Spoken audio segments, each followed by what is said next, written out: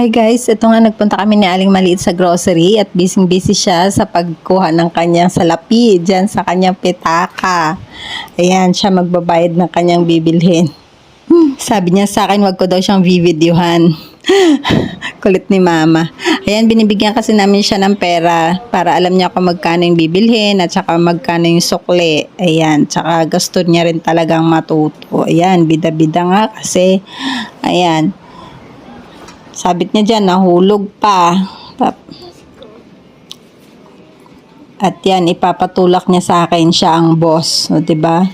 Pero ang bibilin lang naman namin ay yung kanyang oats, Quaker Oats. Kasi yan yung almusal niya sa umaga bago siya pumasok sa school.